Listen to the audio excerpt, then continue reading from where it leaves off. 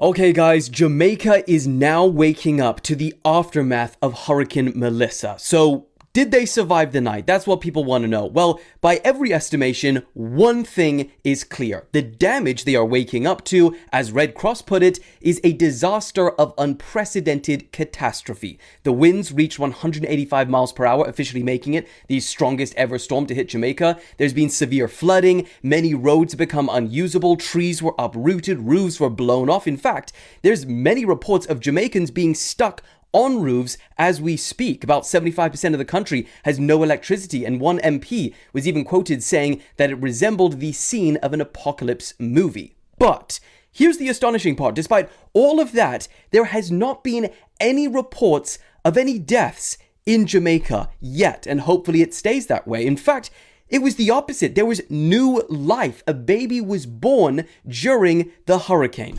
That is wild. They have a long road of rebuilding ahead of them, so keep them in your thoughts and I'll keep you guys updated. Okay guys, so police have just revealed the nationality and race of the two men arrested after the mass stabbing on board that train, and there's actually a very deliberate reason why they've done this. So the first is a 32-year-old black British national, and the second is a 35-year-old British national of Caribbean descent. They said they were both born in the UK and both were arrested on suspicion of attempted murder. They also stated that initially counter-terrorism police were involved in this investigation, but they now say that at this stage there is nothing to suggest that this was a terrorism incident. Both of these men are being held in separate stations for questioning, and the reason that the British police have been so quick to come out and deliberately identify their race and nationality is essentially a part of a new effort to stop the spread of harmful speculation and misinformation online after these major incidents are reported on. So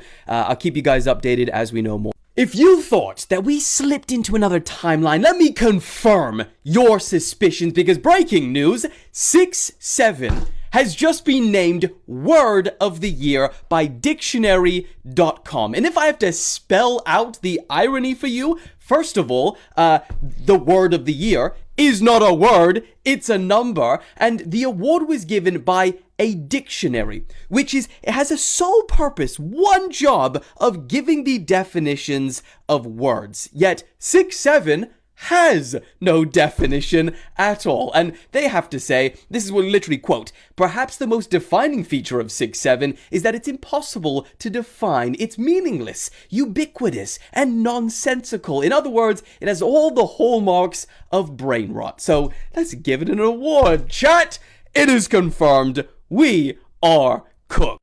Okay, Sudan. Let's talk about it. You've probably been seeing comments everywhere, and that's for good reason, because reports say that around 2,000 people have been killed in just 48 hours. And they say that these are executions. These are killings of unarmed men and women, which is a war crime under international law. There is bloodstains so large that they can be seen from satellite imagery from space. You see, there's been a civil war in Sudan for over 2 years between a military group called the Rapid Support Forces, the RSF, and the Sudanese National Army. And there is a city in Sudan called Al Fashir, and that city is being under siege, is being surrounded by RSF forces for hundreds of days. But this week, that city finally fell. The Sudanese army withdrew and the RSF forces went in. Now, since then, this is why you're seeing a lot of stuff from Sudan recently. There has been a huge amount of evidence online in the form of videos and reports that show systematic killings of civilians and many other atrocities. We're talking house-to-house executions, sexual violence, and indiscriminate attacks. In fact, according to figures from the World Health Organization, a staggering 460 people were reportedly killed at a hospital, including patients and staff. But to make matters even worse, humanitarian organizations say that there's around 250,000 people still stuck in the city trying to get out. Even before Al Fashir fell, the UN and many other NGOs said that Sudan was facing the worst humanitarian crisis in the world and the world's largest displacement crisis. But now, that could be on a whole other level. Those civilians left, they face violence, disease, starvation, and little to no healthcare. Now, the RSF, they do claim that they are providing safe corridor for civilians to leave the area, but the UN and many other human rights organizations, they say otherwise. And here's the part that makes people especially worried when they're seeing this, because there is a precedent for this, and it is horrifying. Roughly 20 years ago, Arab militia known as the Janjaweed committed genocide against ethnic Africans. And here's the thing, the RSF, the ones that are now in control of Al-Fashar, that is a group that emerged from Janjaweed. So what happens now? No one knows, but the situation is bleak. So I'll keep you guys updated as the situation develops.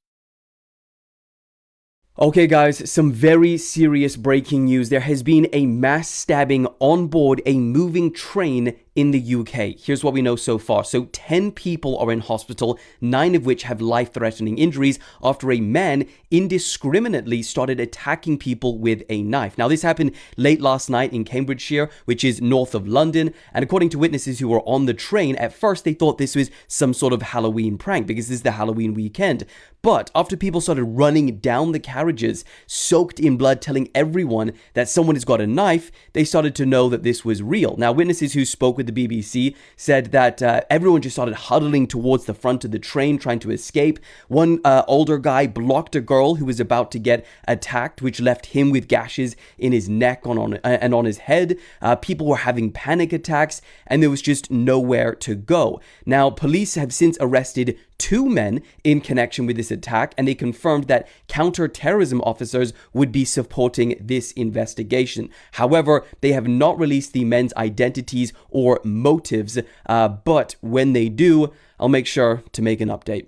Okay, so Donald Trump has just ordered the Department of War to prepare for possible military action in Nigeria. In a recent post, he claimed that there is an ongoing mass slaughter of Christians in the country by radical Islamists, and said that if this continues, quote, the USA will immediately stop all aid and assistance to Nigeria, and they may very well go in there, he calls it a now disgraced country, guns a-blazing, to completely wipe out the Islamic terrorists who are committing these horrible atrocities. And then he concluded all of that in all caps, warning, the Nigerian government better move fast. Now, Nigeria's president, Tinubu, he previously responded saying that Trump has basically got it all wrong about the situation in his country. Tinubu said, quote, there are security challenges which affect citizens across faiths and regions. So he's not saying that it's specifically isolated to Christians. And then he said that his government has been carrying out consistent and sincere efforts to safeguard freedom of religion and beliefs